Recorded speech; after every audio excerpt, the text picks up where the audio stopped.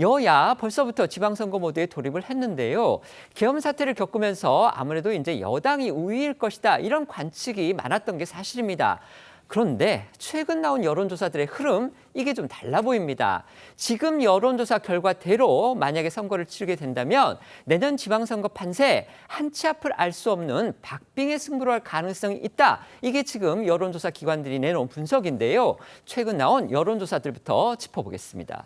오늘 공개된 여론조사 결과부터 짚어드리겠습니다. 자, 한국갤럽이 세계일보 의뢰로 지난달 29일부터 30일까지 내년 지방선거 광역자치단체장 선거 관련 여야 후보 지지도를 조사한 결과 여당 후보가 많이 당선돼야 한다는 응답은 44%, 야당 후보가 많이 당선돼야 한다는 응답은 39%로 오차 범위 내 박빙이었고요.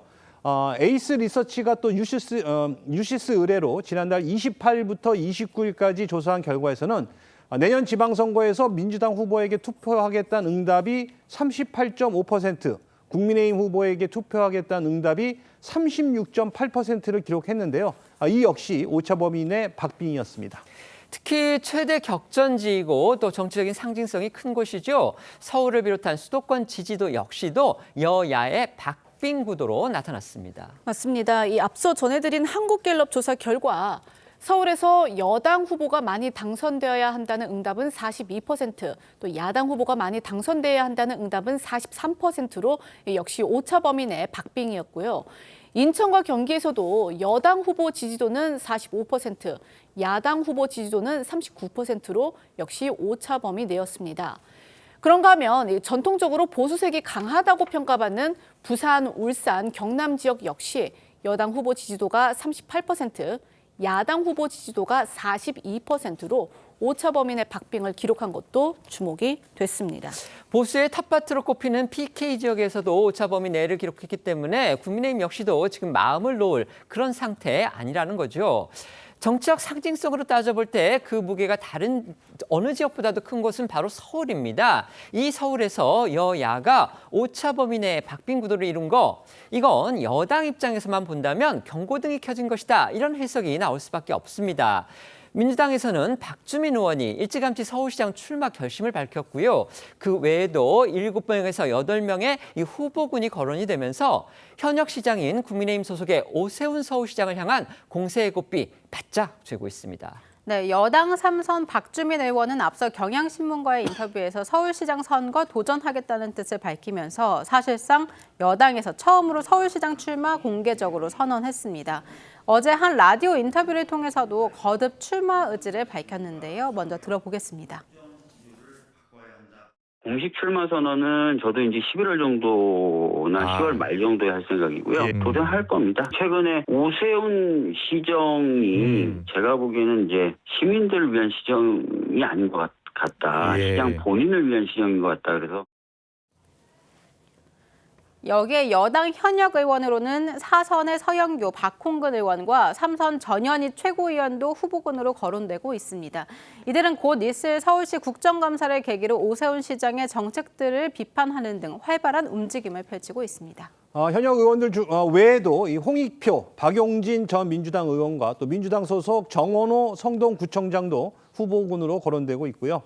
앞서 짚어드렸던 이 여당 특정 종교단체 동원 의혹에서도 언급했듯이 이 서울 영등포가 지역구인 이 김민석 총리 차출론도 여전히 나오고 있는데요. 김 총리는 앞서 서울시장 출마 생각이 없다고 선을 그었지만 이 상황에 따라 얼마든지 출마할 가능성이 있다는 게 정치권의 분석입니다. 앞서도 짚어드렸듯이요. 이 여론의 흐름 꼭 여당 우위라고 보기는 어려운 상황이기 때문에 여당 입장에서는 김민석 총리 같은 거물급 인사가 필요하다. 이런 의견이 벌써부터 나오고 있는 거고요. 또 여권 일각에서는 이와 함께 기업인 출신을 비롯해서 아예 정치권 밖의 인사를 영입하는 거 이게 필요하다는 이야기도 나오고 있다고 합니다. 네, 조선일보는 민주당이 비공개리에 내부적으로 이 여론 흐름을 살펴본 결과 현재 거론되고 있는 후보들 중에서 오세훈 현 서울시장을 상대로 경쟁력을 보이는 인사가 없다는 그런 판단을 했다고 보도했습니다. 각 정당에서 자체 실시하는 그런 여론조사 결과는 일반에 공표할 수가 없다는 거, 이 점 저희가 말씀드리겠습니다. 네, 이런 이유 등으로 해서 여권에서는요, 이 기업인 출신 등 외부 인사 영입이 필요하다 그런 이야기가 분출하고 있는 상황이다라고 이 조선일보는 덧붙였는데요. 특히 서울은 이 중도색을 가진 인사가 필요한데 부동산이나 경제 등 이 민생 이슈를 고려를 할 때 기업인 출신이었던 이명박 모델을 찾아야 한다 이런 의견이 많았던 것으로 전해졌습니다. 실제 이 당내에서는요, 박용만 전 두산그룹 회장이나 네이버 출신인 한성숙 중소벤처기업부 장관을 영입하자 이런 의견이 나온 것으로도 알려졌는데요. 박 전 회장의 경우 이 대통령이 존경하는 기업인으로 꼽았던 인물이고 한 장관은 아시는 것처럼 국내 1세대 IT 전문가이자 네이버 첫 여성 대표를 지낸 인물입니다. 다만 박 전 회장과 한 장관 모두 주변에 정치에 뜻이 없다는 입장을 밝혀왔습니다. 민주당으로서는요, 조국 혁신당 비대위원장의 행보도 눈여겨보는 그런 대목일 겁니다. 조국 위원장은 일찌감치 내년 지방선거 전에는 민주당과 합당할 일은 없다 이렇게 쐐기를 박았습니다.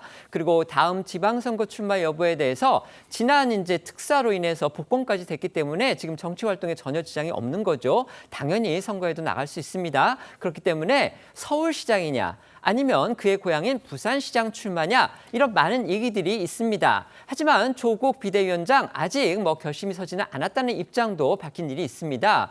국민의힘에서는 아직까지 서울시장 자리에 뚜렷한 후보군이 떠오르지는 않고 있습니다. 아무래도 현역인 오세훈 시장이 있고 다음 선거까지는 도전할 수 있는 그런 입장이기 때문에 다른 후보들이 선뜻 손을 들고 나서는 그런 상황은 아직은 아닌 듯합니다. 네, 오세훈 시장이 이른바 현역 프리미엄을 갖고 있는 만큼 국민의힘에선 오 시장의 재도전 가장 유력하게 거론되고 있습니다.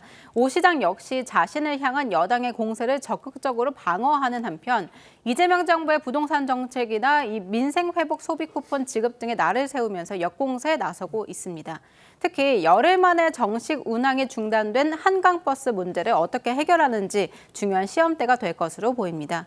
국민의힘 5선 중진 나경원 의원도 주변에선 서울시장 출마 가능성 거론되고 있는데요. 다만 나경원 의원 법사위 간사 역할만으로도 힘이 된다면서 서울시장 출마설 아직까지는 거리를 두고 있는 상황입니다.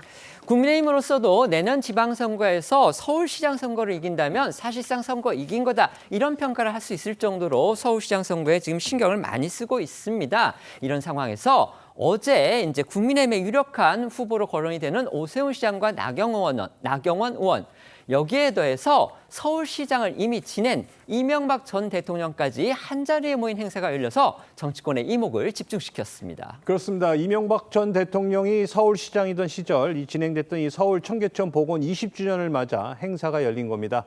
이 전 대통령은 축사에서 청계천 복원을 통해 서울이 자동차 중심에서 사람 중심으로 바뀌었다고 자평하고 오세훈 시장을 통해 더 발전했다며 오 시장을 추켜 세웠고요. 오 시장 역시 이 전 대통령의 과감한 결단으로 서울의 운명이 바뀌었다며 화답했습니다.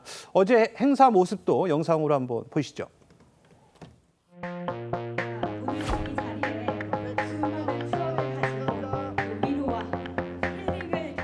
우리 오세훈 시장이 이 자리에 있습니다만은 이제 청계천도 문화 예술 빛 아주 새로운 것을 입히고 있습니다. 발전을 하는 거죠.